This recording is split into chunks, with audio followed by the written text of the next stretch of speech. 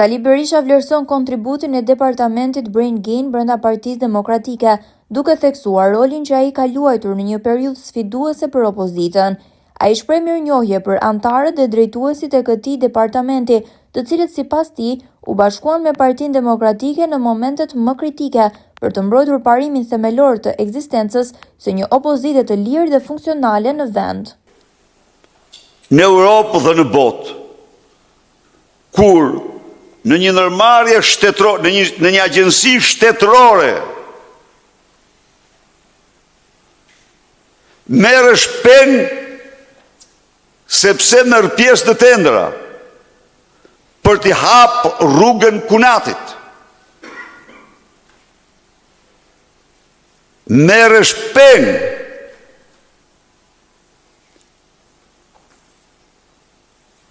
dhe nuk hetohesh. Ja u them këtu ta dinë shqiptarët. Geron Meçe duhet ja u dim për nder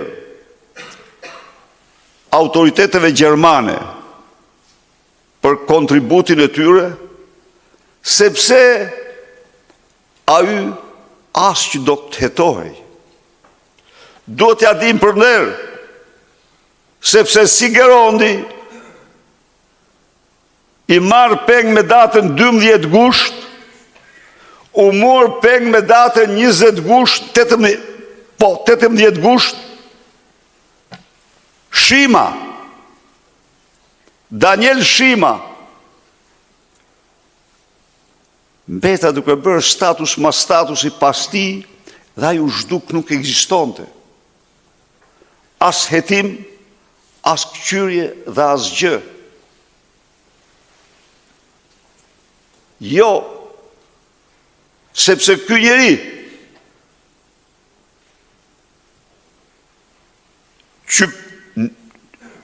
që nuk do të heq imunitetet, që bllokon drejtësinë për vjedhjet që ka bërë, ky njeri s'lejon të hetimin. Po fatmirësisht Geron Meçe zbërthej se koordinatori kryeministrit Ergys Agasi e kishte marrë peng. Pse u nala në këto? U nala në mesazhin për të gjithë opozitarët dhe demokratët. Nuk ka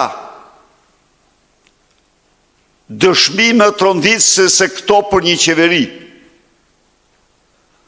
Nuk ka akuzë më të rëndë ndaj nesh në rast se ne nuk i rrëzojmë këta.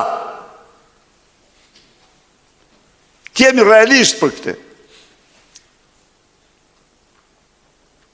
Gjithçka është hedhur.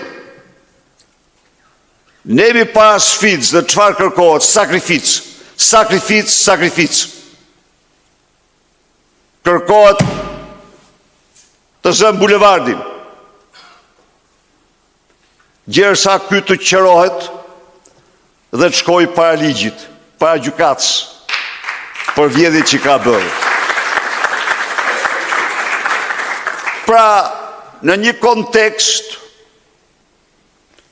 Partia Demokratike ecën e sigurt dhe opozita ecën sigurt drejt pushtetit. Por, në këtë kuadër, Departamenti Brain Gain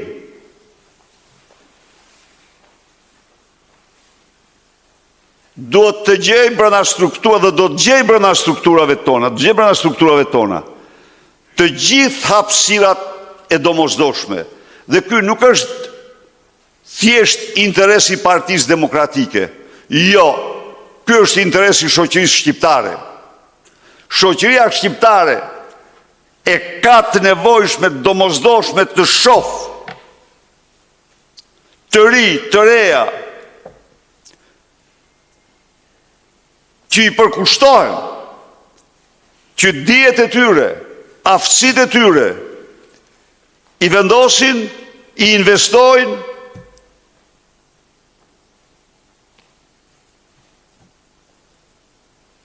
në projektin e madh transformues për cilin Shqipëria ka nevojë etike.